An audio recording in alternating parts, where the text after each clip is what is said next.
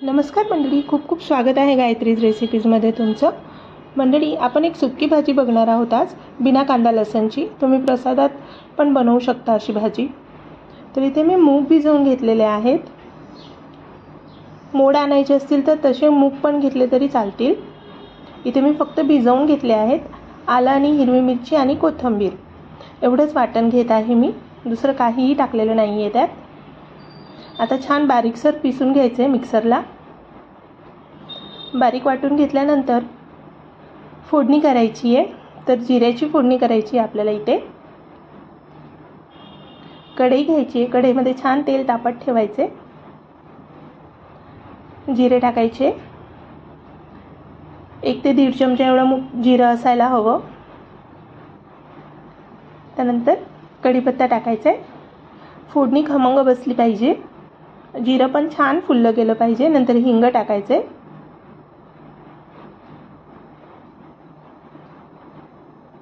छान अशी खमंग फोडणी बसली की ही भाजी खूप रुचकर लागते. दुसरं काही टाकलेलं नाही आहे, त्यामुळे थोडं तिखट छान व्हावं म्हणून 2 स्लाइस केलेल्या मिरच्या पण टाकल्या आहेत आणि वाटण पण. आता छान मिक्स करून घ्यायचे.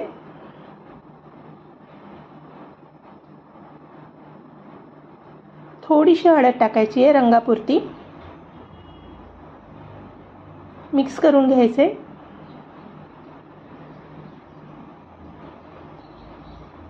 आता जे मूग भिजवलेले होते ते मूग ॲड करायचे पूर्ण.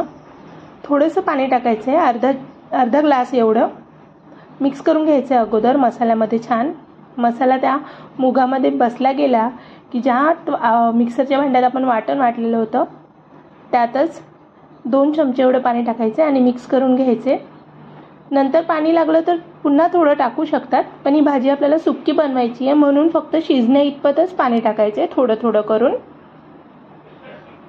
आता झाकल्यानंतर एक वाफ दिल्यानंतर भाजी शिजत येते थोडी, पण चेक करून बघायची हाताने दाबून. बघा, तर अजून झालेली नाही आहे. थोडंसं पाणी आणखी लागणार आहे म्हणून अर्धा ग्लास पाणी टाकून पुन्हा एकदा झाकून ठेवलं आहे. आणि 10 ते 15 मिनिटामध्ये ही भाजी छान रेडी होते. फार वेळ लागत नाही क्वांटिटी थोडी असली तर. हे पहा, मस्त अशी वाफ बसली गेलेली आहे. आता शेवटी चवीपुरतं मीठ ॲड करायचे त्यामध्ये आणि पुन्हा एकदा मिक्स करून घ्यायचे छान. आणि शेवटी भरपूर अशी कोथिंबीर टाकून पोळीबरोबर भाताबरोबर तुम्ही सर्व करू शकता किंवा अशीच पण ही खूप छान लागते.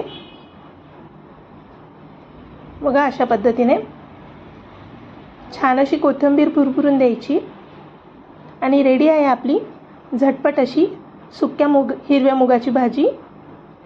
तर मंडळी, तुम्हाला रेसिपी आवडली असेल तर नक्की गायत्रीज रेसिपीला लाईक करा, शेअर करा, कमेंट करा आणि नक्की सबस्क्राईब करा. थँक्यू.